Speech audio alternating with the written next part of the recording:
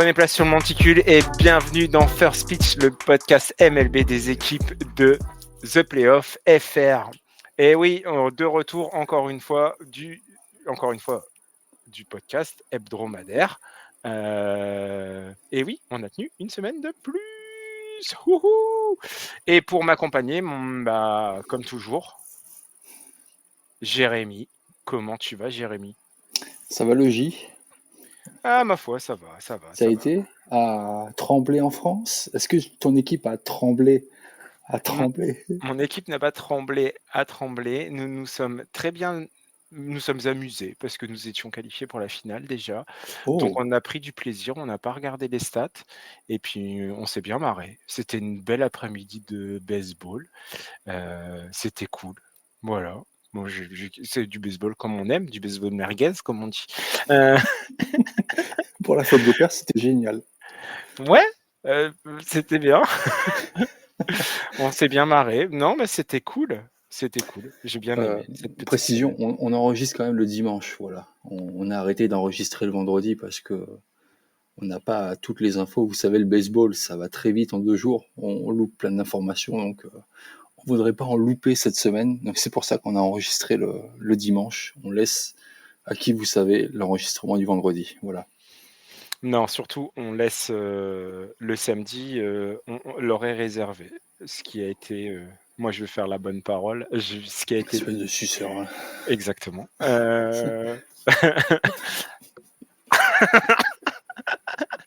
On s'est dit que voilà, c'était le samedi, c'était leur jour et on n'allait pas empiéter dessus. Donc voilà, il n'y a pas de concurrence, hein, aucune. De toute façon, c'est du baseball. Tout le monde s'en fout de toute façon. Donc voilà, pas de concurrence, on s'aime, on se fait des bisous, on se fait des câlins, tout ça. Et voilà. Bref, c'était nul. On va passer à la suite et au programme de la semaine qui ressemble au programme des autres semaines, c'est-à-dire qu'on va faire les séries de la semaine écoulée depuis le week-end dernier jusqu'à cette semaine avec voilà ce qui s'est passé dans la MLB, ce qu'on retient. Des infos qu'on retient, un point sur le classement, ensuite Player of the Week. Ce coup-ci, il sera complet.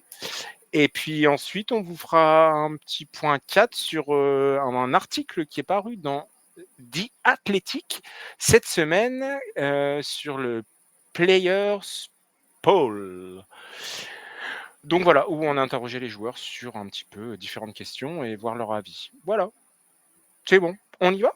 On démarre avec le premier point, ce qui s'est passé le week-end dernier, le week-end du 8 juin.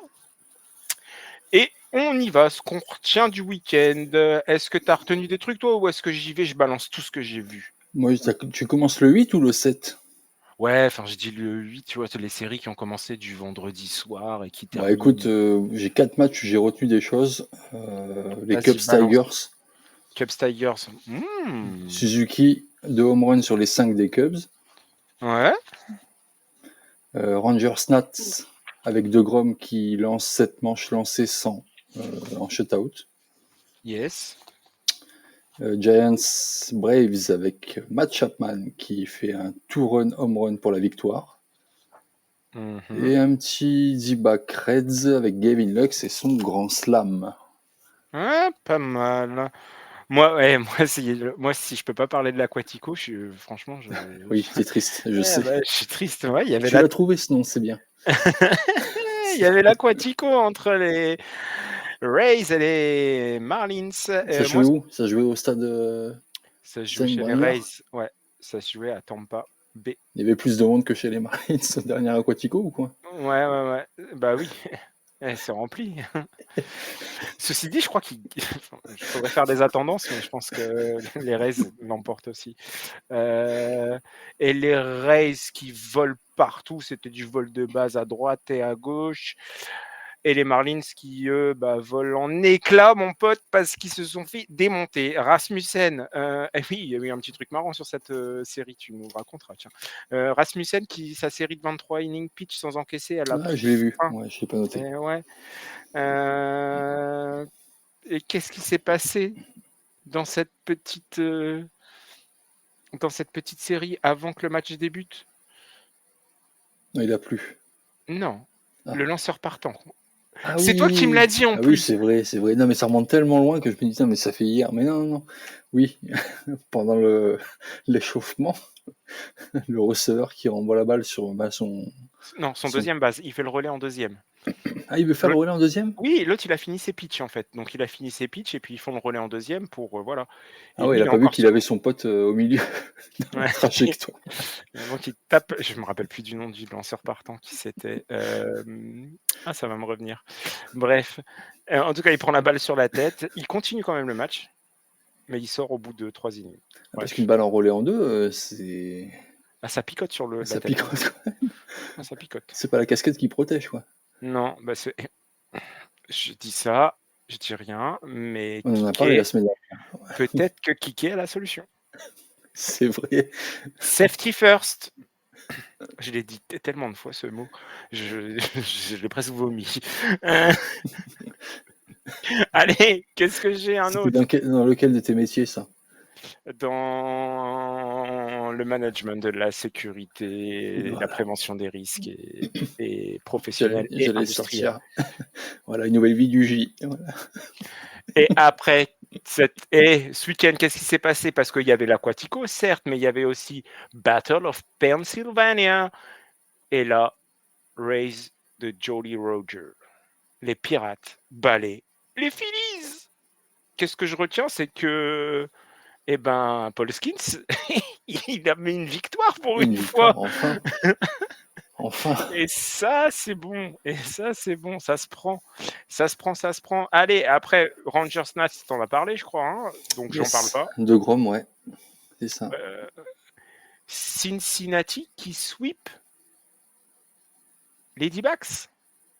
Et c'est Encarnacion Strand pour les Reds qui fait un retour de folie. 3 HR en 3 matchs, dont un walk-off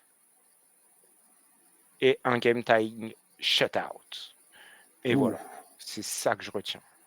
Et la jeunesse de Cincy fait le taf. Et nos petits serpents, pour des crotales, ça ressemble plus à des couleuvres sur certaines séries. Hein. C'est on sweep. Ouais, c'est on sweep, on fait plus rien. On se fait sweeper. On sweep, on se fait sweeper. Il faut choisir. 2 équipes qui vont mal ensuite. T'en as parlé, Houston? Non, t'en as pas parlé. Des Astros qui se déplaçaient au Progressive Fields chez les Guardians. Et les Guardians ont encore...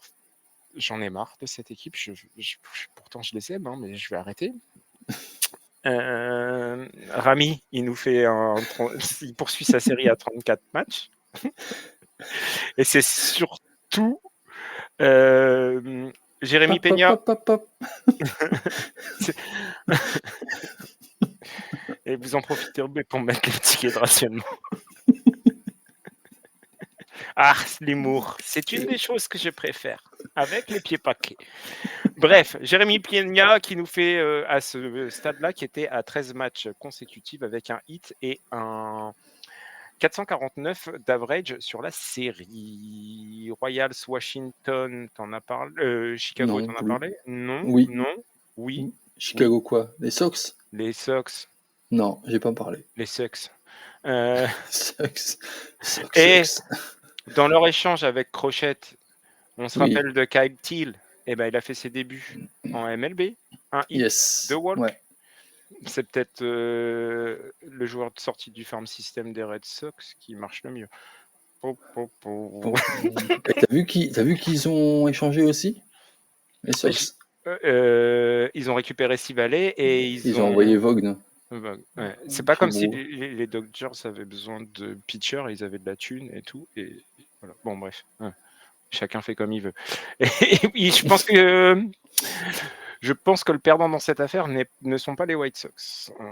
À moins que Vaughn réponde enfin aux attentes. Je suis pas sûr. Luis Roberts qui marquait son retour après sa blessure à la tête dans la cage de frappe. Je le rappelle. Les Padres chez les Brewers. Qu'est-ce que je retiens là-dessus? Manny Machado, bon, comme d'habitude, hein, il fait le taf. Robert Suarez, 21e save. Hop là, allez, c'est torché pour celle-là. Les Dodgers chez les Cardinals. Eh ben, Saint-Louis, c'était encore l'équipe qui marche. Nolan Arenado, il a été au top sur cette série. Voilà ce que je retiens. Et d'ailleurs, sur la semaine aussi, il n'a pas été mal. Ensuite, Mets Rockies, j'en parle pas. Vous savez le résultat. Les Mets Oui, sont... on peut passer. Ouais. Ouais, je pense qu'un petit sweep. Voilà. Mariners Angels, ouh, les Mariners sont bons à prendre. Duel de division. Et ben, qu'est-ce qui prend tout ça? C'est les Angels de 1, malgré un bon George Kirby. Et c'est surtout Joe Adell qui est de en feu. Braves chez les Giants. Ah, ça, c'était intéressant. San Francisco a enchaîné un petit sweep. Ouais. Et à la maison, ça, c'était bien. Matt Chapman, HR décisif le samedi, 12e de la saison.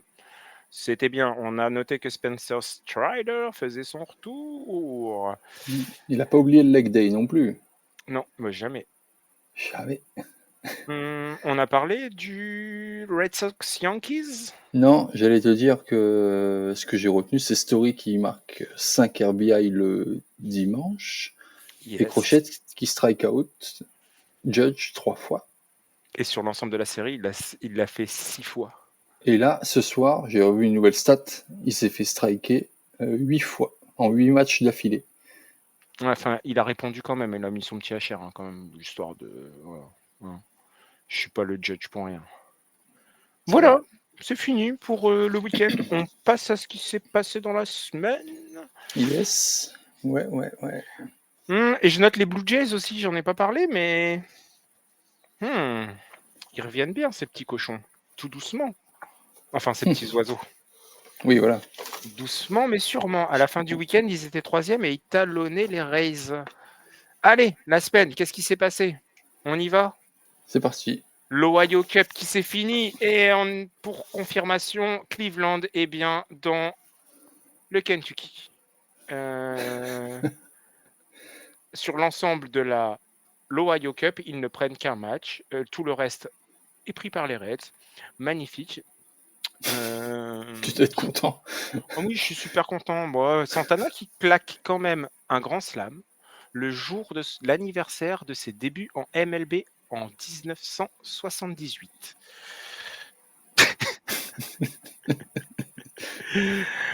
Rami qui va porter son record à 37. Voilà. Elie de la Cruz, 20 bases volées. Plus de 20 bases volées sur ses 3 premières saisons. Pas mal. Pas mal. Allez, série suivante. Parce que celle-là, elle m'a saoulé. Allez. Oh là là. On passe aux Pirates qui vont à Miami. Non, pardon, qui reçoivent Miami. Qui reçoivent Miami, ouais. C'est ça. Et les Pirates sont allés à la pêche au marlin parce que les Pirates s'offrent une 6e victoire en 9 matchs avec une série solide. Reynolds sort le triplé clutch. Hop, on nettoie les bases. Alcantara, il sauve l'honneur. Mais... Ah oui, le match à 6 manches lancées, 100 points. Et McCutchen? Ah oui, il faut le souligner ça. Il passe Roberto Clemente avec son 241e HR sous le maillot des Pirates. Et ouais, il dépasse une légende du club. Et lui-même est une légende du club. En combien de saisons il a fait les 241 home runs? Je sais pas parce qu'il y a une partie où il est à Philadelphie. Et donc là, j'ai la stat en 12 saisons, il y arrive. On va passer devant. Ouais, et Clemente en a fait un peu plus, je crois. Un peu plus, ouais. Allez. Les Cubs. Piquet, Schwarber et Luzardo relancent les Phillies. Ouais, ça y est, les Phillies reviennent. Les Phillies arrachent le Game 1 à l'ancienne. Ils se font punir par Happ le lendemain. Puis ils tapent fort pour finir. Schwarber sur son 21e HR. Luzardo sort 10K, un match à la Mackenzie Gore. Et Kemp, c'est la belle histoire de la semaine pour Phillies. Otto Kemp, rookie, non drafté, de D2 NCAA. Il tape 3 hits pour ses débuts, dont un magnifique bunt. Je dis ça, j'ai charrié mes coéquipiers toute l'après-midi pour faire des bunts, et quand je suis passé à la batte, j'en ai fait 0.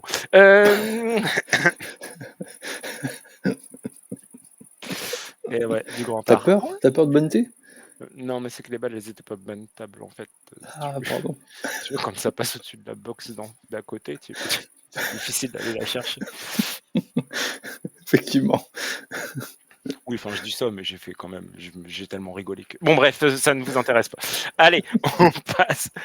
Et on revient à Boston, qui frappe fort avec Marcelo Mayer. Ouais. Qui fait ses débuts en MLB contre les Rays de Tampa. Yes, exact. Et Roman Anthony, surtout. C'est Roman Anthony qui faisait ses débuts. Marcelo Mayer, C'est il Roman les avait Anthony, déjà fait. pardon. C'est C'est Roman Roman Anthony. Anthony. Ouais. Et qui débloque son compteur, lui, tout de suite. Bam, contre Tampa. Les Rays, bah, d'entrée de jeu, ils se font taper, voilà, avec leur rookie en feu. Non, pardon, les Rays, ils prennent le premier match. Ils prennent le premier match. Et après, c'est Marcelo Mayer qui sort le grand jeu avec deux grosses frappes de HR. De HR, ouais, c'est ça. Et Anthony, il allait plus vite que certains pour avoir un multiple HR game. Et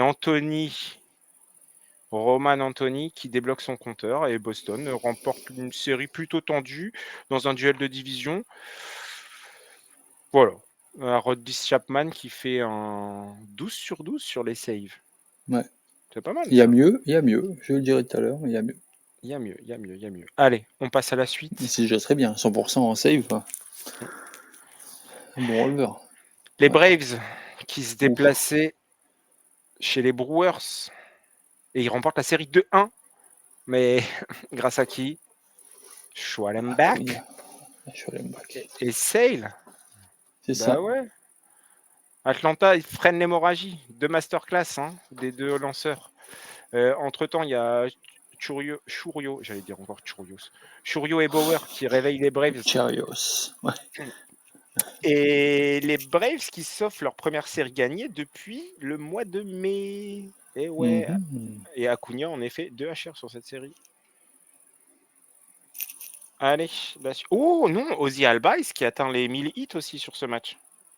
Il a passé. Après, il y a un milestone pour lui. Ah, bah, c'est bien. Bon, et Yelich qui n'a pas joué pendant 2 matchs. Poignet gonflé. Allez, ensuite, on passe à nos fameux duels de Piaf. Le Piafitico. Les Blue Jays et les Cardinals. 2 magnifiques oiseaux. Tu l'as pas? Ouais, bah il y a 2 trajectoires différentes. Non, il a pris du plomb, l'autre non. Ouais, c'est ça, voilà. Bim. Toronto a déroulé chez les Cards. Jiménez qui se réveille. Vladi? Non, Jiménez. Andrés. Et Vladi, il n'a rien fait. Vladi, non. Le vrai, Vladi. Non, pas le Vladi blanc, je sais bien. Mais le vrai Vladi, il n'a rien fait. Il y a eu un gros festival de Wilson Contreras pour les Cards, mais ça n'a pas suffi. En fait, les 2 gros joueurs, le gros joueur, en plus, bref, c'est Alejandro Kirk. Tu comprends que le gros joueur, quand tu vois son physique, il était en feu sur la série. 7 hits, 2 HR. Clutch en extra inning et en 7e manche, franchement, au top. Andrés Jiménez qui s'est un peu réveillé, et José Berrios aussi qui s'est montré pas mal dominateur. 0 run encaissé, ouais, seulement 2 hits. Ouais, enfin, il sort un peu de son truc. Voilà. Enfin, et puis il sort de son trou, parce que il était vraiment sur la sellette avec les Blue Jays là. Ouais, mais c'était depuis son petit énervement. Bref, en tout cas, 2 trajectoires différentes. Les Cardinals, c'était ils ont du mal à redémarrer le mois de juin après un très beau mois de mai. Allez, un duel de la Californie. Un duel. Padres. Non. Angels qui se déplaçait chez les... Pardon, qui recevait les Athletics. Tout allait me parler de quoi comme série, enfin? Il avait tellement intéressant. Oui, c'est Mike, pardon. Et sweep, les Angels qui décollent au classement. On verra ça tout à l'heure, ou pas, parce qu'il y a eu des matchs ce week-end. En tout cas, Joe Adell, il continue sa belle semaine. 2 HR, 6 RBI sur la série, 6e HR en 9 matchs. Soriano qui flirte avec un nono, qui nous fait un 7 inning pitch, 12K. Attention, Mackenzie Gore sort de ce corps. Et 2 hits concédés. Record perso. Bref. Jacob Wilson, qui est le 2e en average dans la MLB, qui a été absent sur les 2 matchs, qui fait sacré rookie celui-là. Sacré rookie. Je me le note pour les awards. Allez, on passe à la suite. Et devine qui s'est fait sweeper et qui sweep. Tu parles des Giants Rockies? Non, je parle d'une équipe. Je viens d'en parler. D'une équipe qui fait je sweep, je me fais sweeper, je sweep. Oui, les Guardians, non? Les D-backs. Ah oui, les D-backs. Eh ben ouais, les D-backs. Attends, les D-backs, ils jouaient contre. Les Mariners. Les Mariners, c'est ça. Je l'ai noté là. Eux, par contre, les Mariners, ils sont sweepés. Je l'ai noté, pourquoi? Parce que y en a un, c'est sa spécialité, les grands slams. En walk-off? En walk-off ou en grand slam. Eugenio Suarez. Ah oui, parce qu'il y a Josh Naylor aussi qui frappe un walk-off. Josh Naylor aussi, oui, qui dans le frappe game un walk-off. Oui, monsieur, oui.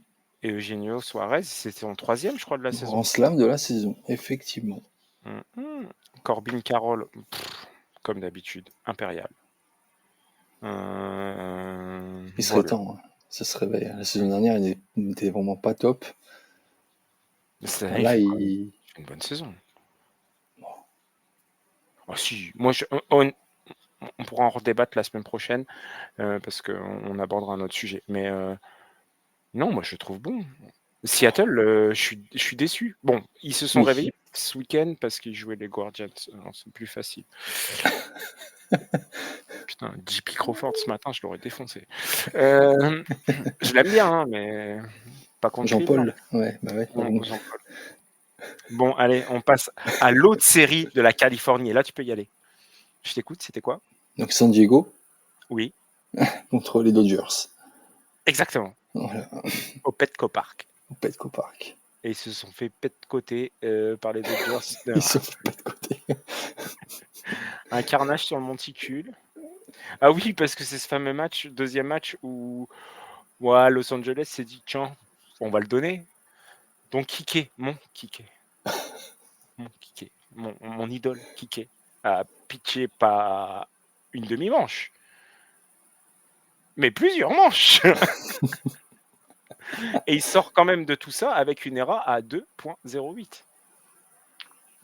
Et ça, si c'est pas un joueur. Mais filez-lui le MVP, arrêtez avec vos Otani, vos... C'est un vrai utility player. C'est un vrai joueur de baseball. Ouais. Non, honnêtement, sérieusement. Vraiment. Bon, on va arrêter d'en parler à chaque podcast de Kike. Hein. On en fera un spécial pour lui si tu veux un jour. Je me démerde pour le... Alors, je vais pas dire ça. Je vais essayer de le contacter et on verra ce que ça donne. Je le jure. Je posterai sur X les captures d'écran. J'ai bien contacté Kike. Allez. Donc. Là, ton plus bel espagnol. Hein. Il faut que je vois.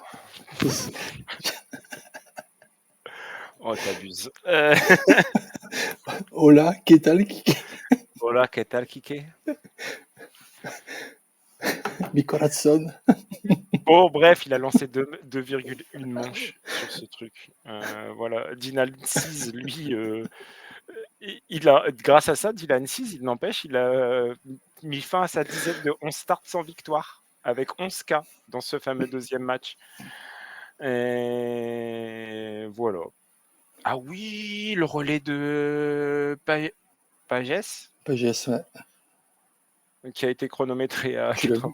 99 miles par heure. 99. Pour retirer Sheets au marbre. Dans C'était le pas mal. registre des relais qui vont vite, Elie de la Cruz en a fait un à 98. Hein. Ouais, mais Elie de la Cruz, il mesure 2,50 m. Il a une envergure de. Bah ouais, mais le bras de levier, putain, la physique, bordel. Il devrait faire plus alors, s'il a autant d'envergure. Oui, il a pas 2,50 m, je peux aller mesurer. Mais imagine Wembayama, tu le mets dans l'outfield. Tu lui apprends à lancer. Tu vois le bras de levier de ouf là. La catapulte. Seconde deck, derrière le marbre. Il défonce tout. Ouais, enfin, n'empêche, on dit ça, mais si vous regardez comme nous, il y a quand même aussi pas mal de relais catastrophiques cette saison. On reviendra là-dessus aussi parce qu'il y a une petite polémique qui vient de sortir.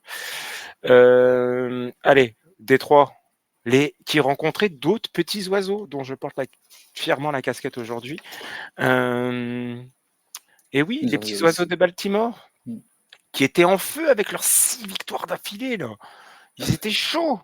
Bah, ils sont revenus à la dure réalité. Ils se sont fait croquer par les Tigres de 1. Et ouais, Skubal, encore impérial. Torkelson, il répond à tous les espoirs qu'on place en lui.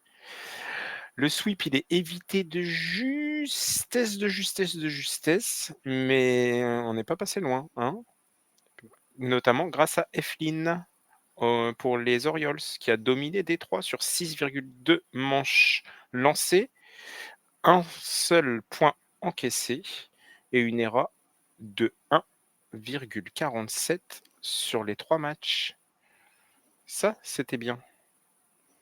Bon, meilleure équipe de la MLB à la fin de la semaine, 45-25. Rien à dire. Et 17-3 contre les équipes de l'AL Est depuis avril. En même temps, l'AL Est, on l'a vu, c'était pas folichon. Allez, on reste à l'Est. Et les Mets qui sweep. Ils sweep. Oui, il n'y a rien d'intéressant là. J'avais vu ça, les résumés, il n'y avait pas grand-chose. C'est contre les Nats. C'est un duel de division. Si, il y a eu un complete game quand même de Peterson, les Mets. Il y a Pete Alonso aussi qui passe deuxième all-time en HR. Il est derrière Darryl Strawberry à 9 HR. Et enfin, à la fin de la série, il était à 9 HR. Ça a peut-être évolué vu que j'ai rien suivi depuis vendredi. Enfin, si, hier matin. Enfin, ce matin plutôt, les matchs de la nuit. Mais voilà, pas grand-chose. Et ouais, Darryl Strawberry qui est 9 HR devant lui. Et lui, il est, je sais plus à combien, je crois que c'est 244. Et Strawberry doit être à 253. Si tu fais 9, ouais. Enfin, un truc comme ça. Voilà. Parce qu'il a tapé 2 HR. Hein. Bon, bref. Voilà. Juan Soto aussi, qui va de ses 2 HR contre son ancienne équipe. Et tu sais ce qu'il a fait en plus? Oh, qu'est-ce qu'il a fait? Il a réussi à faire une assist pour un retrait. Et c'est pas tous les jours que ça arrive chez lui. Ah oui, pour lui, oui, effectivement. Autant le souligner. Allez, on reste à New York. Enfin, on reste à New York. On reste avec une équipe new-yorkaise qui se déplaçait au Kauffman Stadium à Kansas City devant les yeux de monsieur Patrick Mahomes. Et New York qui continue sa domination sur les Royals avec un sweep. Allez, hop, deuxième en une saison, c'est bien. Bon, tout le monde s'est fait plaisir. Warren, il a retrouvé la confiance. Voilà, c'était bien, allez, rien à dire. Ah oui, si, Cody Bellinger qui passe les 1000 hits en carrière. Judge qui frappe des HR 3 matchs consécutifs. Voilà, Aaron Judge, je ne vais pas vous faire... voilà, c'est tout. Et après, oh là là, oh la série. Série interdite aux moins de 18 ans. S'il y a des enfants qui écoutent avec vous, bouchez les oreilles. C'était une série classée rated A. Classée moins de 18. Où il y a eu 2 matchs. 2 matchs. Et sur ces 2 matchs, 32 runs inscrits. Et ouais. Mais attendez, par la même équipe, pas par les deux. Même tarif, 16 runs encaissés sur le premier match, 16 runs sur le deuxième, voilà. Les Rangers qui se sont amusés avec les pauvres Twins. Voilà, ils leur ont fait du sale, comme on dit. Ouais, bah, Byron Buxton qui toujours est là pour les Twins, qui dans le game 2 bah, nous tape un HR à 479 pieds. Un catch incroyable, voilà. Merci d'avoir évité le sweep. Mais voilà, c'était du sale, c'était du sale. Et ah oui, on parle de streak on base, mais Taille France, c'était son 22e match on base. Voilà. Allez, on passe à la suite. Alors, la suite, c'est les Astros qui recevaient les White Sox. Et après plusieurs matchs, je me suis aperçu que Altuve était revenu deuxième base. Et à ce qui paraît, ça fait un moment. Tellement je T'avais suis pas habitué. capté. Mais T'avais non, pas mais tellement je capté. suis habitué à le voir en deuxième base, en fait, tu vois, ça m'a pas choqué. Et puis après, je me suis dit, mais normalement, il était pas dans l'outfield. Voilà, bon, tu vois, il m'a fallu un certain temps. Tu vois. Bon, bref. Ouais, ce qu'on retient là-dessus, pas grand-chose. Si, Christian Walker, qui nous fait un HR, 4 RBI, 3 hits. Isaac Paredes qui continue sur sa lancée. Altuve, pour ça aussi, je me suis aperçu, parce qu'il nous fait 4 doubles sur la série, de RBI. Et il est clutch en défense. Mais dans le champ gauche, parce qu'il a fait un match dans le champ gauche. Ouais, ouais. Sinon, Josh Hader, 18 sur 18, aucun blown Voilà, save voilà, cette tu vois, saison. il est là. Mm. Le meilleur. La Aujourd'hui, MLB. en ce moment, cette saison, c'est lui. J'aurais préféré que ce soit Emmanuel Classé, mais bon. Mais non. Allez, oh, les remontadas, les remontadas, les remontadas. San Francisco qui joue avec le feu, qui Oui, jouait avec les contre les Rockies. Rockies. Ah oui, ils ont bien joué avec le feu. Hein. C'est les Rockies. Non, non, non, non. Bah tiens, dans vos gueules. Dernier Oui. match, bim, walk-off. Oh, bah ouais, ça pendait au nez des Giants parce que il me semble que le San Francisco avait enchaîné 7 victoires d'un point C'est au ça. moins C'est avant de ça. craquer jeudi Mm, soir. mm. Et Colorado évite son 12e sweep de la saison grâce à ça. Et c'est qui? C'est Orlando Arcia qui leur a fait le walk-off. Le transfuge. Voilà pour les séries de la semaine. Ok. Qu'est-ce qu'on retient de la semaine? Et tu sais que ouais, San Francisco, c'est un record. Parce que la dernière équipe qui avait fait ça, c'est en 1989. C'était les Angels qui avaient une série de 6 matchs d'affilée avec un run. Ah Ouais, ouais. ouais. J'avais noté ça. Bon, bref. C'est vrai qu'il gagne, mais à de justesse, quoi. Bah, Mais 7 c'est, matchs, mais mais ils c'est ont pas gagné. arrêté. Et puis sur cette série-là, ils se sont fait remonter combien de fois? Où ils C'est ont vrai que, remonté, ouais. ils ont machin. Enfin, ça leur pendait au nez. Franchement, j- j'étais, je suis pas fan des Rockies, mais là, j'étais content. Tu vois, j'ai dit bien fait pour leur, Bien fait pour eux. Bien. bien fait pour eux. Bah ouais, non, mais c'est vrai. Au bout d'un moment, tu joues avec le feu, voilà. Allez, Je sais, je sais. qu'est-ce qu'on Qu'est-ce retient de que... la semaine? Je commence? Vas-y, fais-toi plaisir. Bah écoute, on va être en France, mais aussi un peu aux États-Unis, parce que vous le savez, le début juin, c'est toujours comment dire, le Lou Gehrig Week, parce que ça s'étale sur la semaine finalement. Donc là, en France, le week-end des 21 et 22 juin prochains, les 8 équipes de Division 1 de baseball rendront hommage à Lou Gehrig et à travers une première action commune menée avec la Fédé donc, de France et l'Association des Invincibles. Je vais revenir juste un tout petit peu sur Lou Gehrig, si tu veux, Julien. On en a parlé déjà sur un podcast sur les dates clés de la saison.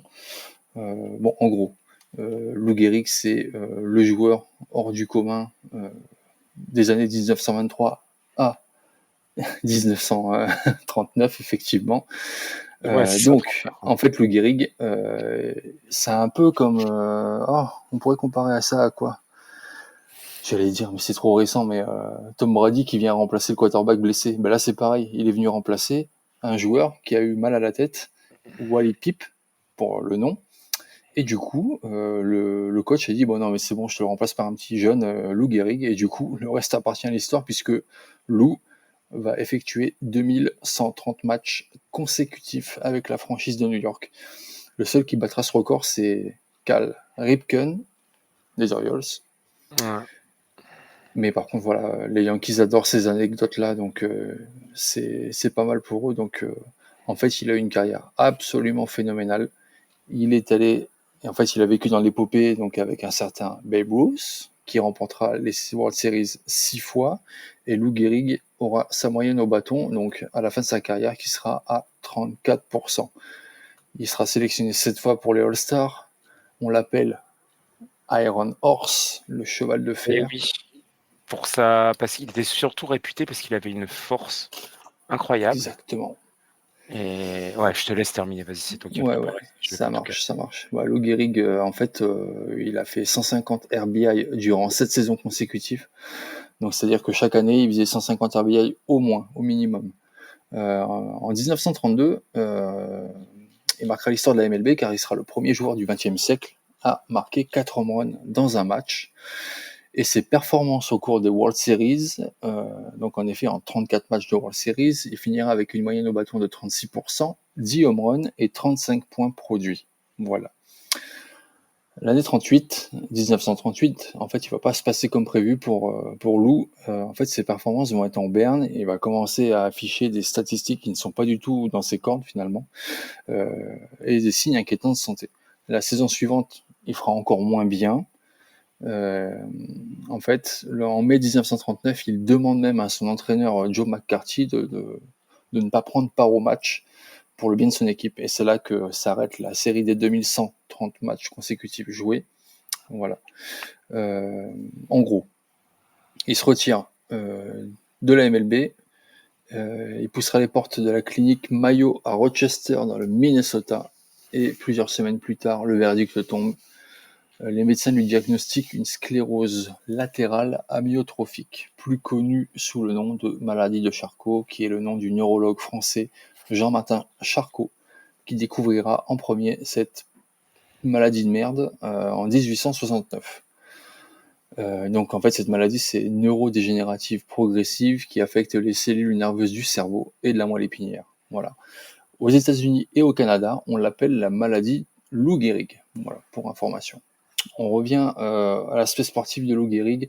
Donc, quelques semaines après l'annonce de sa retraite sportive, les Yankees organisent une cérémonie, voilà, pour lui rendre hommage. Voilà. Et durant cette cérémonie, Lou Gehrig prononcera un discours qui reste gravé dans la mémoire de ceux qui étaient là à l'époque, et même encore maintenant, il est, je pense, audible. On l'a, ce discours. Ouais. Il se dit se sentir l'homme quand même le plus chanceux de la planète malgré sa maladie. Donc après 2 années de lutte, cette maladie l'emporte. Donc il emporte quand même l'Iron Horse le 2 juin 1941. Voilà. Son passage en fait aura marqué les Yankees, un esprit tel qu'au point d'élire la meilleure équipe du siècle, il obtiendra plus de votes que Babe Ruth, Willie Mays ou encore Hank Aaron. Tu vois, pour te dire l'immensité du joueur. Et donc, les Yankees décident à l'avenir que le 2 juin sera une journée spéciale en hommage à cette légende. Et le 7 décembre 1939, il deviendra le premier joueur à être intronisé au Hall of Fame la même année que son départ à la retraite. Quelque temps plus tard, il deviendra le premier joueur à voir son numéro retiré et il portait le numéro 4. D'où les Voilà, patchs sur les c'est ça. maillots avec Et le 4. aussi le 4 parce que c'était le cleaner de l'équipe, donc sa place dans l'alignement des batteurs. Pour la petite anecdote, les Yankees ont retiré 21 numéros depuis. Et récemment, donc en 2021, la MLB a décidé d'instaurer le Lou Gehrig Day au sein de toutes les franchises. Et voilà, là, ils mettent en place une journée spéciale longuement dédiée aux familles touchées par cette maladie et qui ont vu en Lou Gehrig et la MLB une fenêtre importante pour parler à la planète de cette maladie. Voilà. En revenons à la France. Donc, ces invincibles. Donc là, on a cette initiative qui est prise pour la journée du 21 et 22 juin. Et donc sur les 4 terrains, Sénart, Béziers, La Rochelle et Limay-Brévannes, il y aura une cérémonie d'avant-match qui va être mise en place avec un first pitch. Il y aura la présence des joueurs, des staffs, des officiels de la Fédé et aussi de l'association Les Invincibles, et aussi un écusson est créé pour l'occasion et qui sera mis sur leur jersey. L'écusson, vous pouvez le voir sur le site de la Fédé. Il est vraiment sympa. Sur le côté gauche, on a le 4 avec rayé des Yankees et à côté le logo de l'association des Invincibles. Voilà. Donc il y aura plein de représentants de l'association sur les terrains. Une boutique sera également proposée pour vendre l'écusson ou d'autres goodies. En fait, les Invincibles, j'ai lu, c'est un peu la petite histoire. C'est en fait trois hommes qui sont touchés par cette maladie à 3 stades différents. Et en fait, c'est une maladie, je savais pas, hein, qui touche 5 personnes par jour en France au hasard. Voilà, c'est vraiment, il n'y a pas de catégorie, c'est vraiment, ça touche n'importe qui, n'importe quel moment. Et en fait, c'est une maladie qui atrophie les muscles sans qu'on puisse l'arrêter. Et malheureusement, ça s'attaque aux muscles respiratoires et avec une durée de vie de 3 à 5 ans. Voilà, c'est vraiment une maladie de merde. Mais l'occasion à cet assaut et leur action s'incarne dans des événements et des productions audiovisuelles avec un engagement fort. L'objectif, c'est de financer la recherche pour que les générations futures aient enfin un remède et partager ensemble des moments sportifs et conviviaux. Voilà. Parce qu'il y a un membre, Ludovic, qui est natif de Sénart, donc du coup une équipe de D1 Baseball France, voilà, et qui connaît le message porté par Lou Gehrig, voilà. J'ai aussi en fait le début de cette association entre la Fédé et les Invincibles, et ils vont pouvoir peut-être faire pour plus tard de nombreux projets, et ils commencent par le baseball pour avoir au moins un levier de mobilisation autour des grandes causes et surtout dans le sport pour l'association. Voilà. À travers ce partenariat, la Fédé affirme sa volonté de placer le sport au service de la société, car le baseball, on le sait aux États-Unis, mais même maintenant en France, c'est aussi un lieu d'humanité, de valeurs partagées et d'action collective. Voilà. Je vais rebondir là-dessus, moi, rapidement.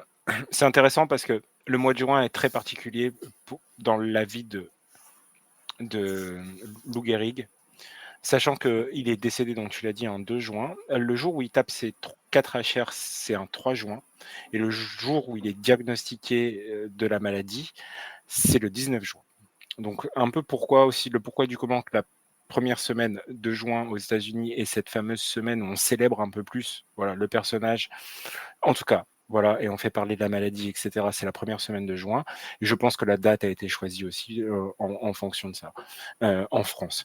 Ce qui est aussi intéressant en France, et c'est là, moi, je trouve ce baseball un sport magnifique, où c'est critiquable, on aime ou on n'aime pas, mais on a ce côté États-Unis et célébration qu'on partage. Tu vois, la fête des mères, on est allé mettre du rose.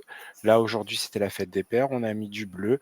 On a toujours ce truc-là, on est dans une ambiance, mais ça reste très français parce que finalement, voilà, mais on s'adapte au truc et je trouve ça bien parce que c'est des valeurs après qu'on partage dans l'équipe, etc. Et je trouve ça vraiment bien. J'ai connu d'autres sports américains.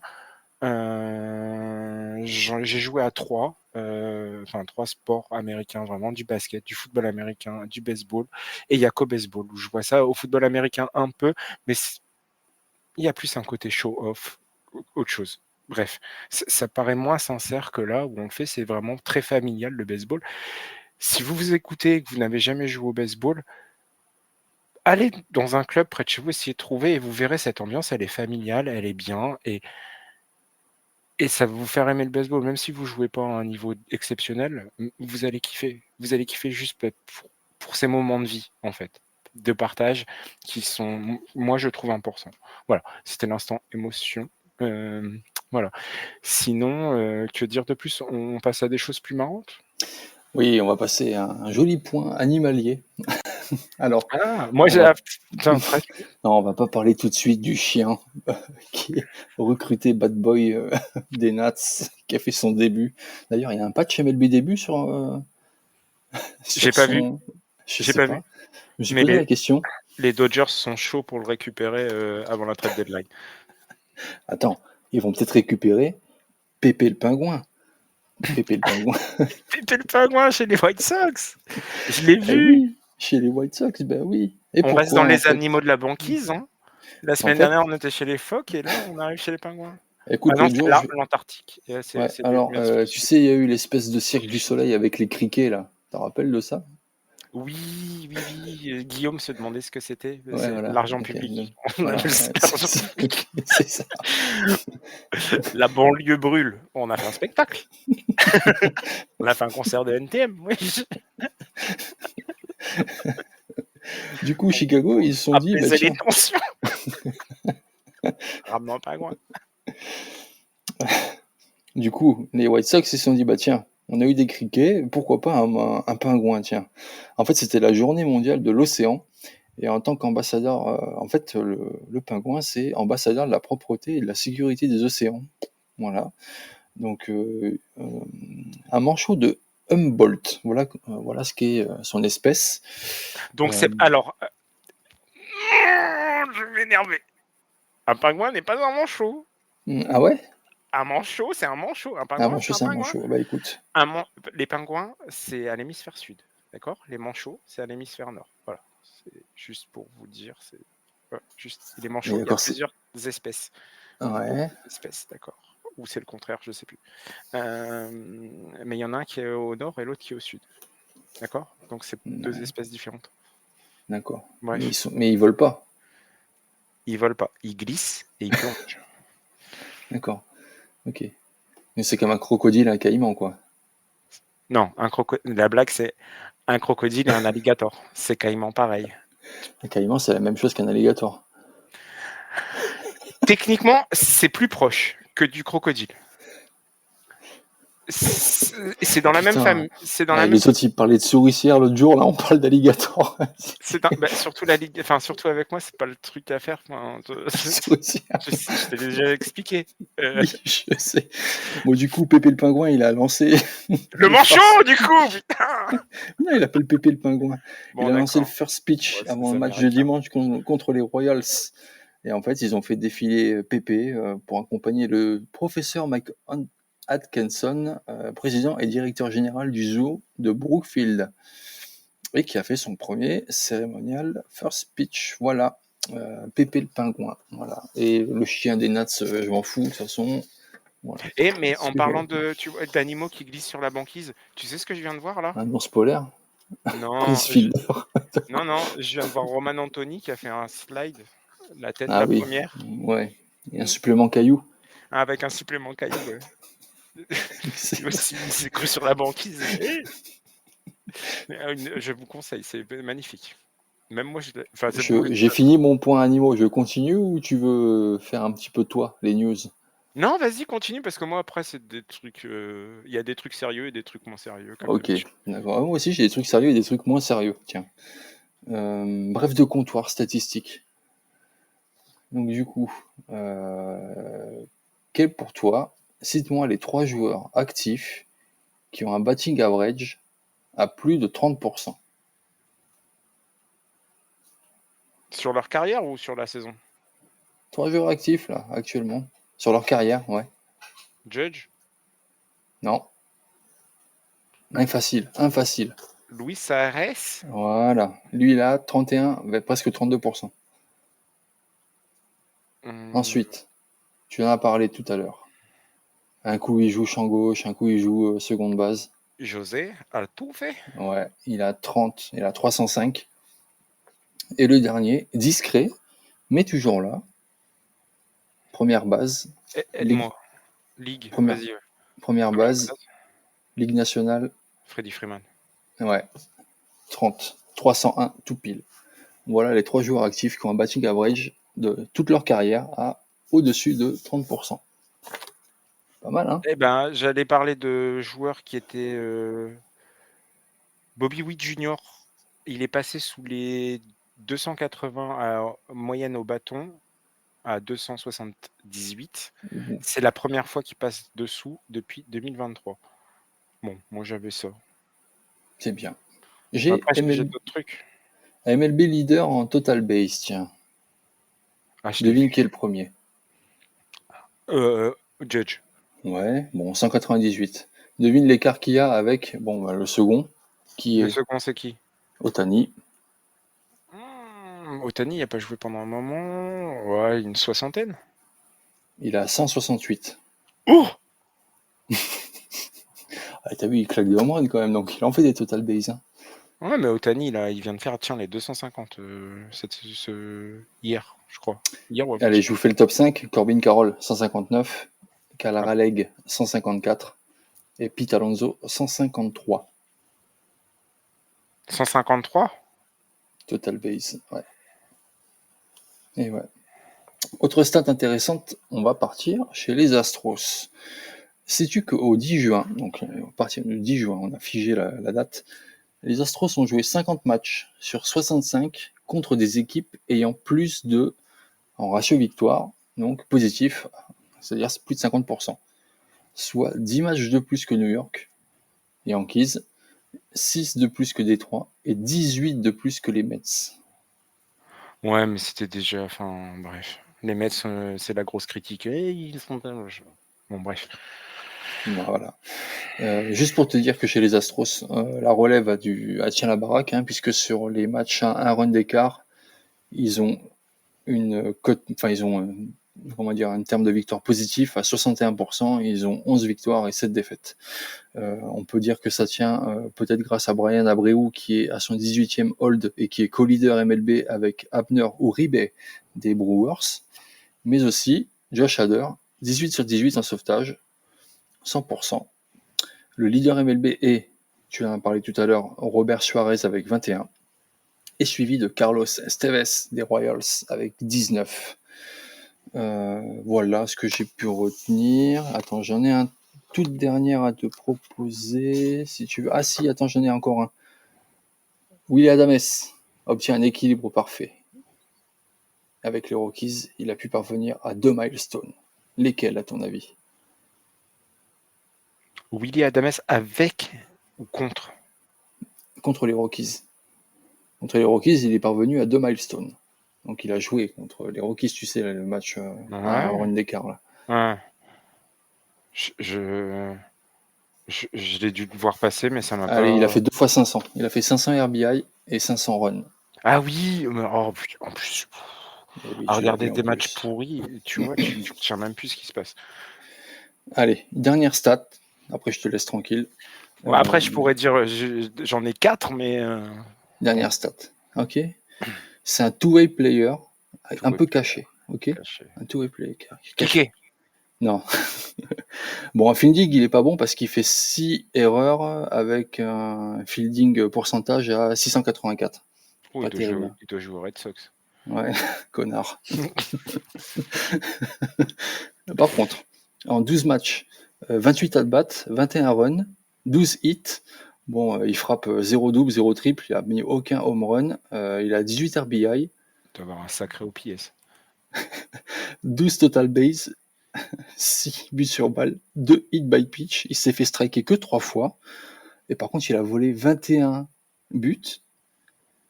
Il s'est fait rattraper que 3 fois. Il a une slash line quand même qui est pas mal avec un OPS à 985. Par contre, au niveau du pitching, il est vraiment poussif parce que une manche lancée, il se prend 14 runs et un ERA à 68,25. Et un whip à 11,82. Qui c'est à ton avis?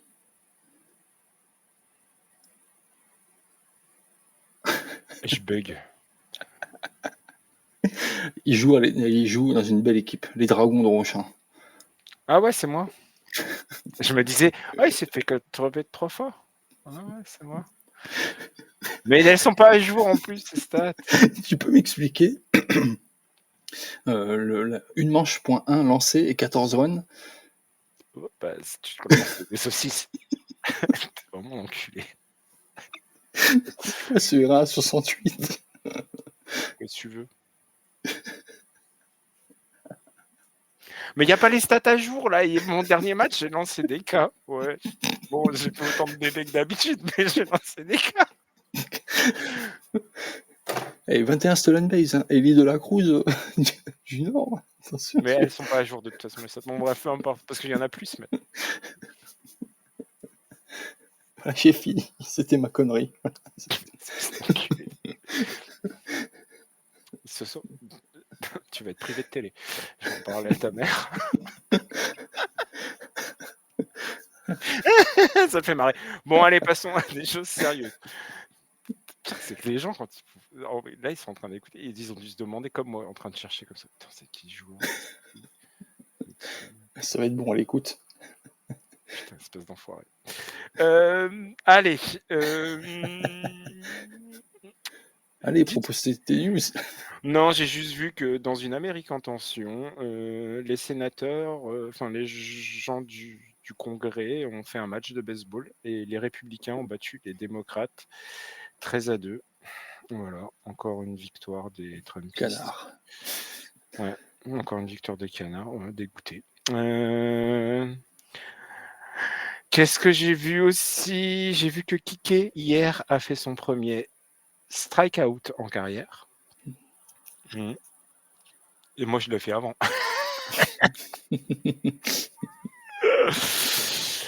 Ah oui, et puis après, deux trucs un peu plus sérieux.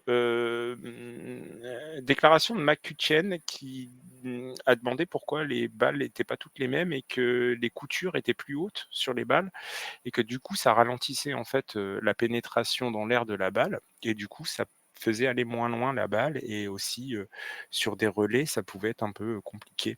La MLB n'a pas démenti en fait et lui a juste dit qu'il travaillait au problème pour que l'année prochaine, cette année il n'y aura rien de fait, mais que l'année prochaine, il travaille dur pour que ce soit corrigé. Donc est-ce qu'on ne serait pas dans une nouvelle dead ball era Mais voilà, donc des balles qui ont un peu moins bonne pénétration dans l'air. Du coup, voilà, ça pourrait ressortir rapidement cette histoire. Voilà. Après, autre polémique, moi, qui m'a un peu, en fait, ça m'a saoulé.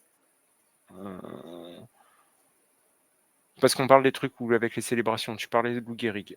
En ce moment, c'est Pride Week. Et Ouais.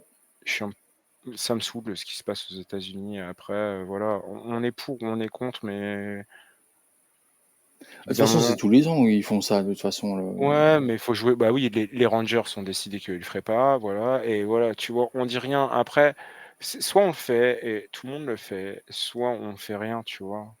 Parce que ça me saoule de voir qu'ils ne se font pas taper sur les doigts ou on dise rien, tu vois. Et ça me saoule. Et aujourd'hui, là, les Mets ont mis le drapeau LGBT+, à la place du... Alors, ça, par contre, à la place du drapeau national pendant le Ah National oula, Anthem, ça c'est dur.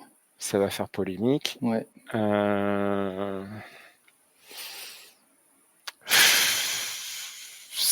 Je parlais tout à l'heure du baseball et de ce qu'on pouvait retrouver, mais voilà, on peut retrouver aussi ces choses-là. Malheureusement, c'est le reflet de la société, c'est comme ça, c'est tout.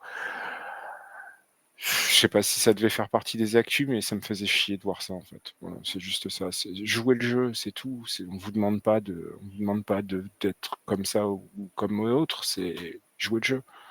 Vous pouvez pas faire un jour sur l'intégration des minorités dans la ligue avec le Jackie Robinson Day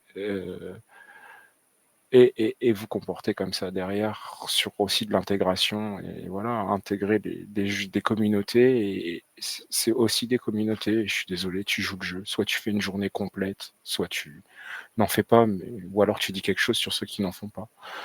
Voilà, c'était un peu mon coup de gueule sur le truc. Ça m'a saoulé de voir ça. Bref. Quelles infos d'autres? Bah, j'ai rien d'autre particulier. Non, juste que ça fait 1 an qu'on a vu Grimace le 12 juin. Putain, Grimace, il me manque moi, Grimace. Hein. Oui, mais il a été célébré au City Field pour les 1 an. Voilà. Et C'est voilà. McDuck a dû être content.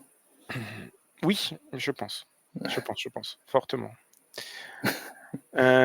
Si Corbin Burns. Corbin. Dallas. Mais non, on en parlait la semaine dernière et même je t'ai dit putain, on Mais vient je de sais, finir il est en le truc. TJ. Voilà, TJ et Jackson Job ne fera plus TJ. le job. TJ aussi, out for the season. Voilà. Bon, c'était les 2 infos que j'avais. On passe au Player of the Week. T'avais pas un autre point infirmerie, là, non? Je le fais plus, le point infirmerie. Ah, tu fais plus.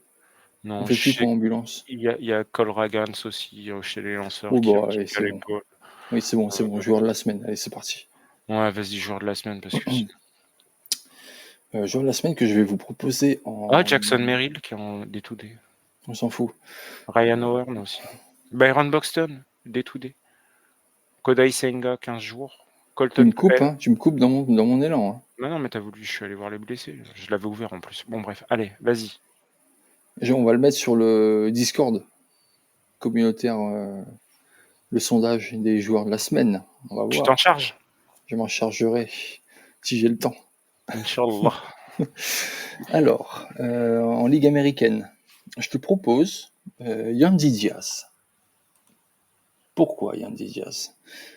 Car en 6 matchs, 26 at-bats, 5 runs, 13 hits, 1 double, 1 triple, 2 home runs, 7 RBI, 2 buts sur balle, seulement 3 strikeouts, 50% de batting average, une présence sur base à 54% pratiquement et un OPS à 1.382. Voilà. Je n'ai pas mis le juge parce que le juge, il s'est fait striker dans les 7 derniers jours 11 fois, monsieur, 11 fois. Pire que Shohei Ohtani.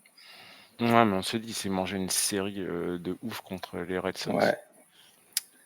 Et surtout, Yandy Diaz, Miami, Boston, Mets, voilà les équipes contre qui il a joué. Il est à minimum un hit par match contre ces équipes cette semaine.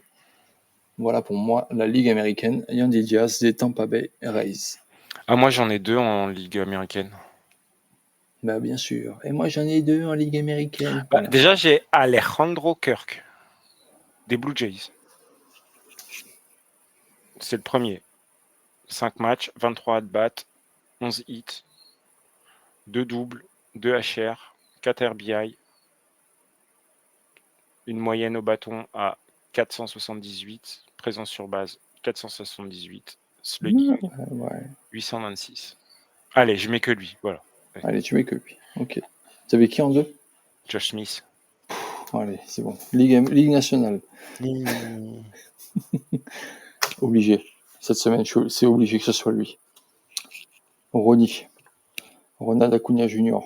6 matchs, 22 at-bats, 9 runs, 12 hits, 1 double, 3 home runs, 6 points produits, 5 buts sur balle, 2 strikeouts, 1 base volée, 54% batting average, 63% en présence sur base, un slugging à 1 et un OPS à 1.630. Depuis mercredi, donc contre les Brewers, il a fait 2 hits au minimum. Il a plus de 3 à chaque fois là, sur les derniers matchs des séries là. Voilà. Sur C'est les Ronald. derniers matchs, il a remonté même. Enfin, Ouais. il est remonté. Donc, C'est Ronald Acuna pour moi. moi aussi, mais pour en prendre un autre. Les autres sont loin. Hein. Moi, oui, de ce qu'il a fait cette semaine-là. Les autres sont très Ouais. très loin. Ouais. Allez, si je dois en prendre un, ouais, je prends Josh Naylor. 5 matchs, Cohérent, c'est cohérent. 20 Ouais. at-bats, 10 hits, 2 doubles, 2 HR, 9 RBI. Bon, 50% en bâton, 522 en OBP, en présence sur base, un slugging à 900 et un OPS à 1422. Donc voilà, moi Pas mal. je dis Josh Naylor. Mais ce sera pas lui, ce sera Ronald. Allez, on passe à la suite ou c'est bon? Bah, moi, c'est bon. Ton point 4? Le point 4, et ouais, alors cette semaine est paru dans The Athletic un petit sondage anonyme auprès des joueurs MLB. Avec différentes questions, notamment sur les joueurs, sur l'impact, enfin la vie, ce que les fans ne voient pas, l'impact des paris sportifs, les changements de règles, les organisations, etc. Donc, je me suis amusé du coup à vous faire un petit bilan rapide.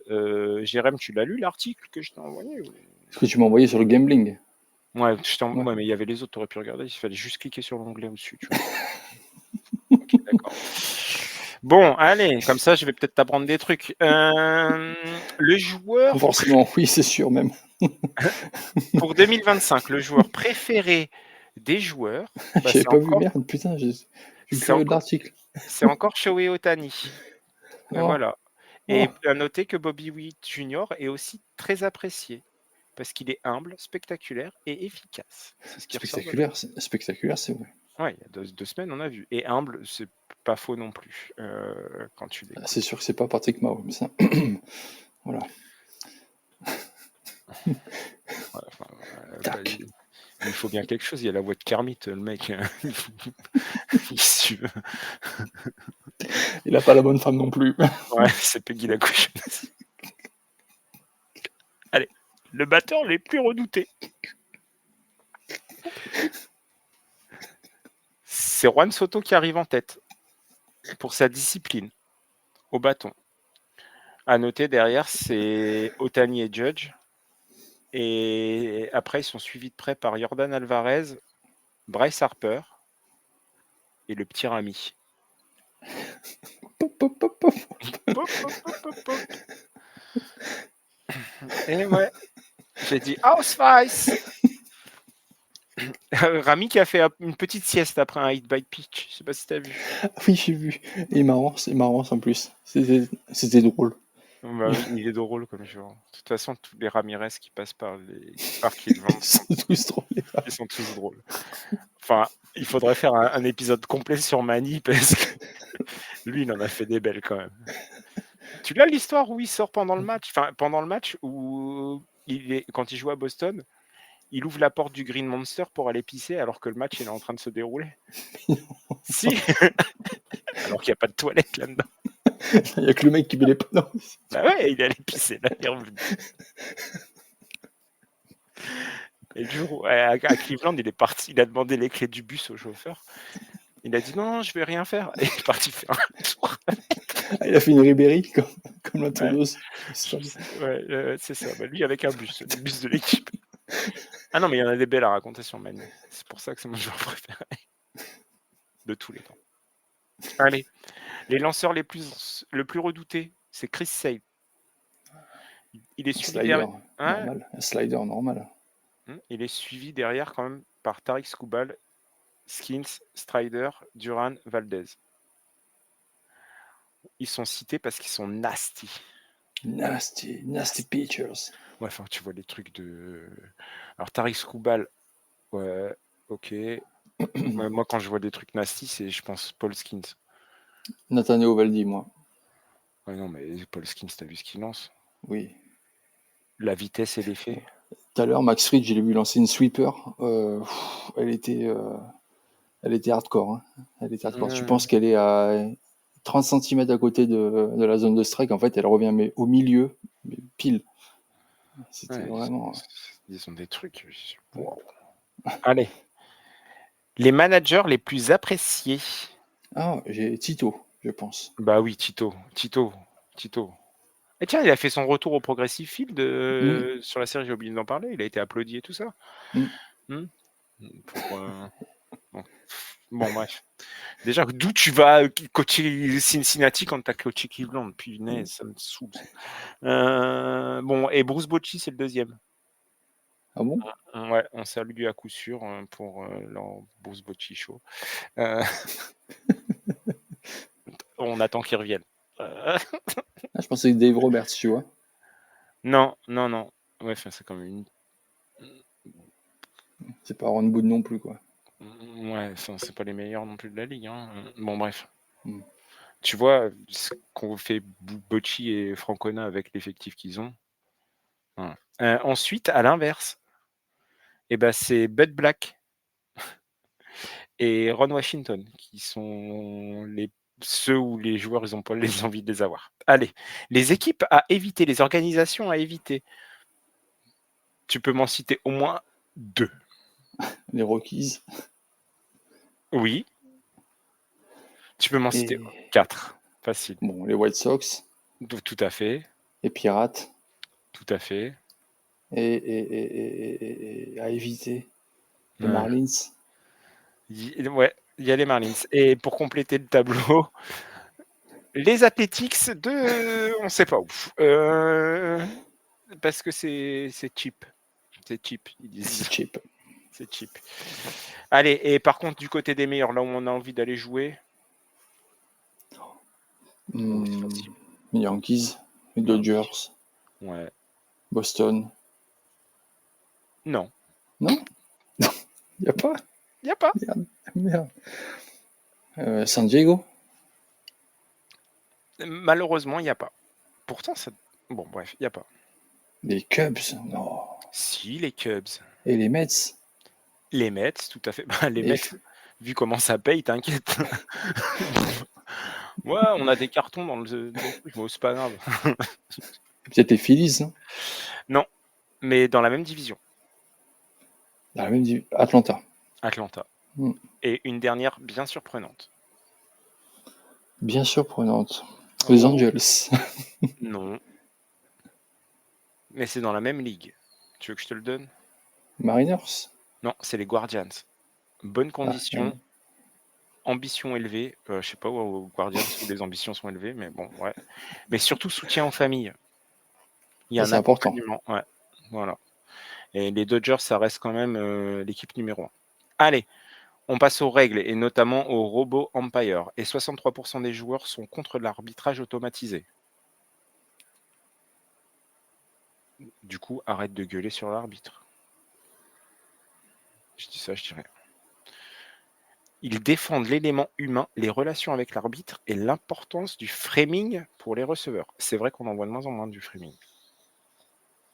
Depuis qu'il y a tout ce bordel. Bref. Ce que les fans ne voient pas, c'est la fatigue physique et mentale d'une saison de 162 matchs, les sacrifices Ah bon? familiaux, ouais, ce qui sort, les horaires très chargés, les nombreux déplacements. Et surtout, c'est que C'est quoi, attends, ce que les fans ne voient pas, c'est-à-dire? ce que les fans, ce que eux, en fait, les joueurs, les plus grosses difficultés que les fans ne voient pas, en fait, parce que tu vois le match, etc., l'accès autour, mais au final, la vie du joueur, ce qui est le plus dur à vivre pour un joueur MLB aujourd'hui, c'est la fatigue physique et Ah, mais mentale. quand tu es fan de baseball, tu connais les calendriers. Tu sais qu'ils jouent 81 matchs à la maison et 81 matchs où ils sont hors de chez eux. À un moment donné, tu sais très bien que la saison elle commence en janvier et finit allez, pour ceux qui ont de la chance, en novembre. Ouais, toi, tu le sais parce que t'es européen et t'es français, tu vois. Je te rappelle que c'est aux États-Unis. Oui, c'est vrai qu'ils savent pas où est la France. Donc, Ouais, et déjà, tu vois de ce qu'on a parlé tout à l'heure, des problèmes en oui, ce moment qui se passent là-bas.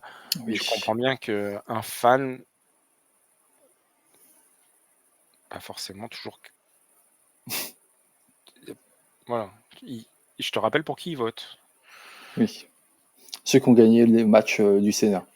Voilà, tu vois. Donc, des fois, les fils ne se touchent pas. Les Ou se connexions touchent. se font. Les connexions se font ou se font pas. Voilà, et c'est ça. Claudie Faucon. Un grand homme. Un grand homme. Donc bref, voilà, et que la majorité des joueurs en fait sont pas riches. C'est aussi tous ces joueurs qui viennent de minors, et cetera, et ces contrats, toi tu le sais, tu joues à MLB de chiot. 760 000 euros par an minimum pour un joueur d'MLB. Mmh.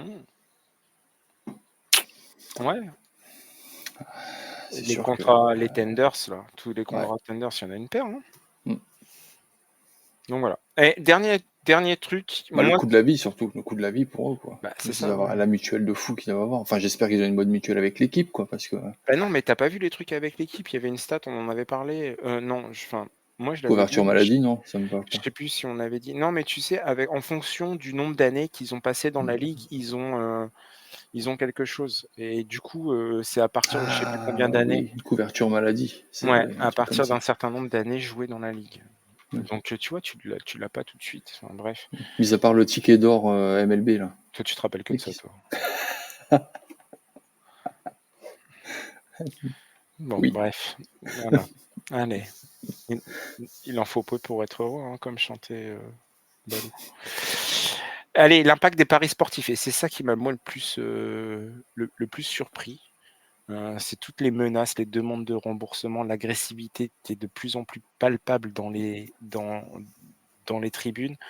Ce qu'on retire, c'est qu'on a un joueur qui a dit qu'il avait reçu un message pour tu m'as fait perdre de 900 000 dollars, pardon. Envoie-moi de l'argent ou je retrouve ta famille. Quelqu'un qui a écrit que son appartement était, tu vois, a écrit à un joueur, mon appartement est au-dessus du stade, en face. La prochaine fois que tu viens, je peux te viser et te tirer dessus, tu vois. Parce que bien sûr, là-bas, avoir une arme, c'est classique. Et en fait, c'est tout ça, c'est au-delà du jeu, c'est moi ce qui m'a étonné, alors ça m'a pas étonné, mais tu vois, je savais qu'il y avait des mecs qui étaient plutôt virulents avec la fantaisie, et cetera, Oui. entre potes des fois aussi, mais là, c'est une pression qui visiblement, quand tu lis l'article, se fait de plus en plus sentir au fur et à mesure des années. C'est pas nouveau, on en a discuté entre nous, c'est pas nouveau. On sait que ça existe. Mais visiblement, ça fait de plus en plus de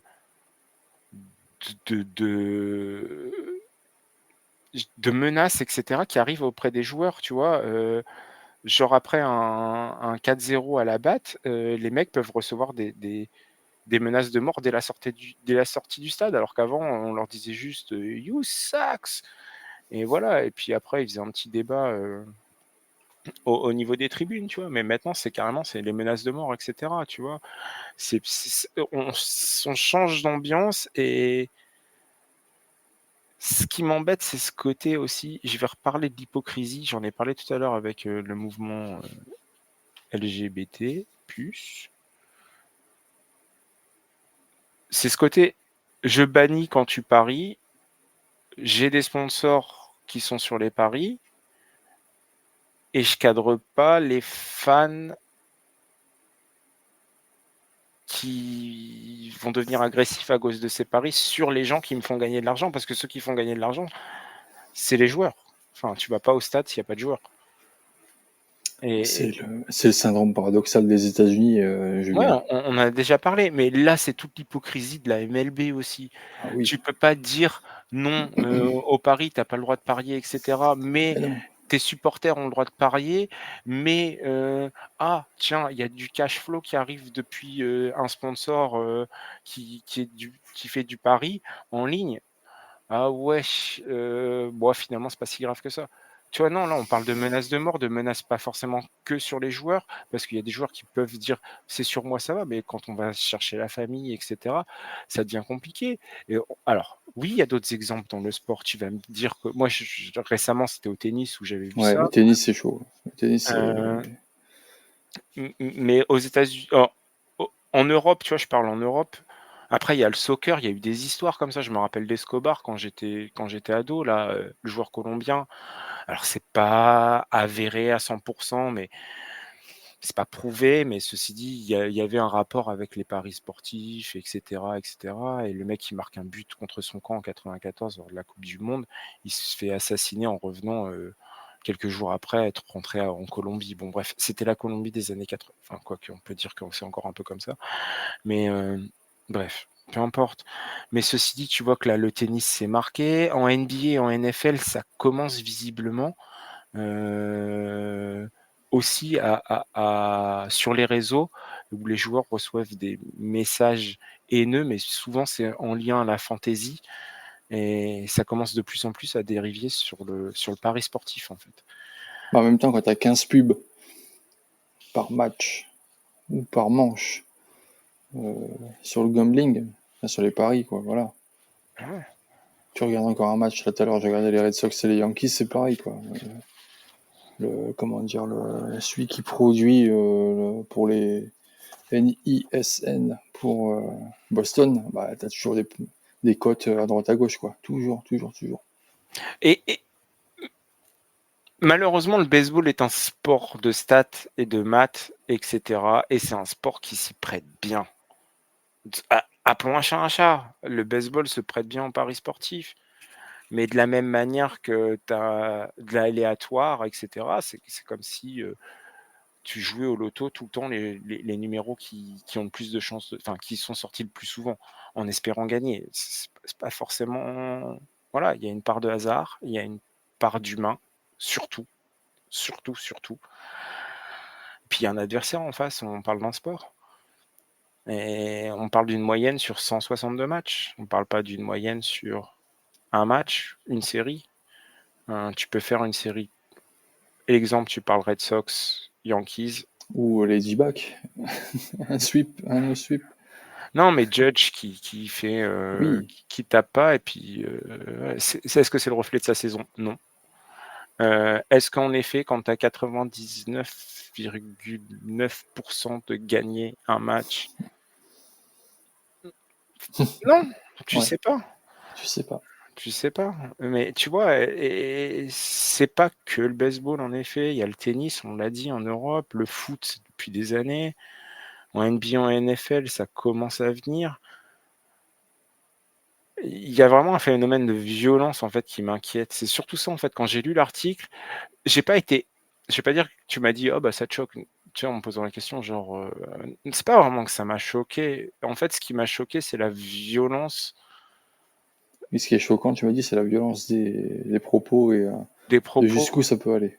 Jusqu'où ça peut aller, parce que, enfin voilà, on est aux États-Unis. Dans certains États, enfin voilà, on en parlait tout à l'heure. Les mecs sont pas tous câblés. Et si on fait pas quelque chose, si la MLB prend pas le truc en considération réellement, il est possible qu'il se passe quelque chose. Je rappelle, c'est les États-Unis. Avec tout l'amour que j'ai pour cette culture, mais je ne ferme pas les yeux et je porte pas d'œillère sur les gens qui y vivent. Et j'ai vraiment, quand je lisais le truc, je me suis dit, mais c'est dingue. Enfin, j'étais atterré de voir ça, tu vois, de me dire, enfin,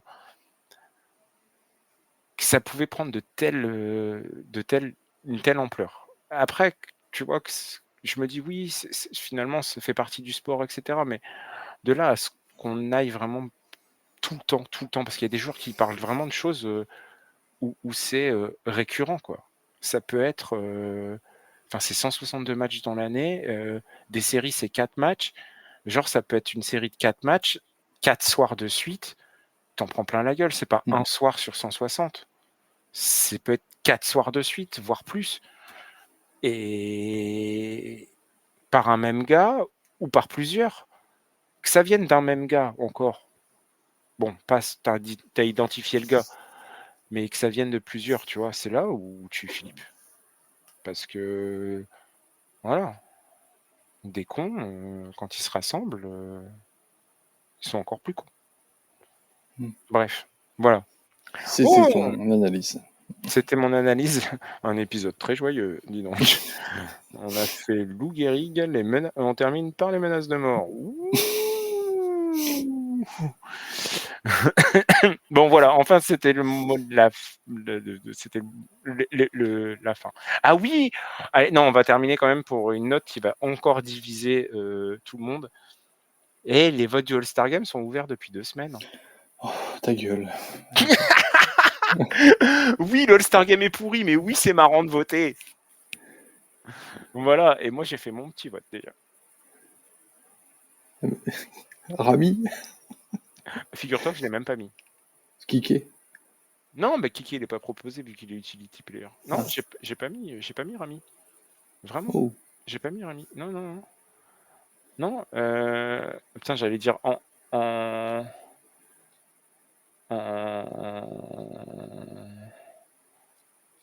comment ça s'appelle? Je sais que j'ai mis Manny Machado en 3 pour la NL. En 3 qui j'ai mis, putain, je sais plus qui j'ai mis. Third base. Attends, Bregman, quand même. Ouais, je crois que j'ai mis Bregman. Non, j'ai mis Junior Caminero. Non, j'ai mis Bregman. J'ai mis Bregman.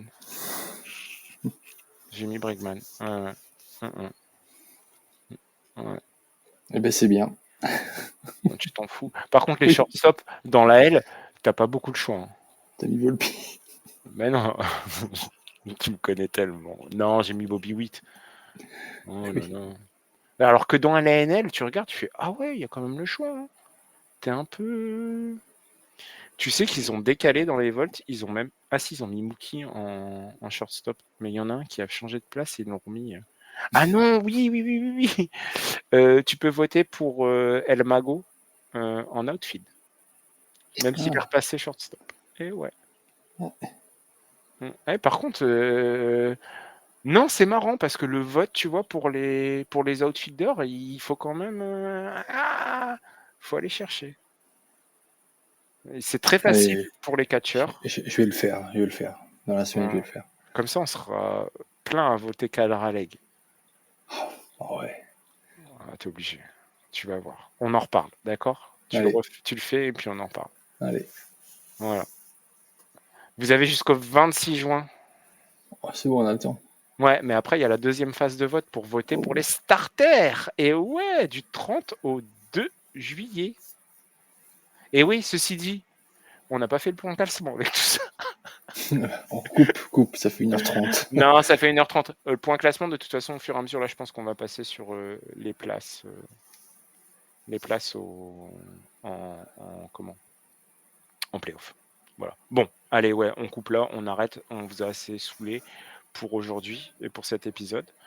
On vous dit bonne écoute. N'hésitez pas à réagir sur les réseaux sociaux, X, Insta, Facebook, qu'est-ce qu'on a encore ? Discord communautaire, nous rejoindre.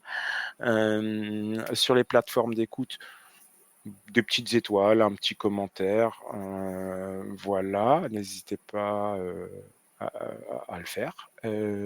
Puis sinon, bonne semaine, bonjour, bonne journée, bonne soirée, bonne route, joyeux Noël.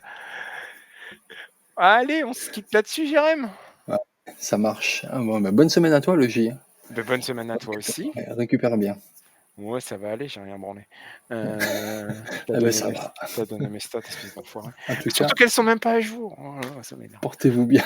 Ouais, surtout portez-vous bien. Et puis, on espère que cet épisode vous a plu. Voilà, on se retrouve la semaine prochaine. Eh oui, évidemment. L'épreuve des poteaux. L'épreuve des poteaux continue. Sur un pied. Allez, Jérém, passez une bonne semaine, et puis on se retrouve la semaine prochaine, prochain épisode. Allez, ciao, Jérém. Ciao.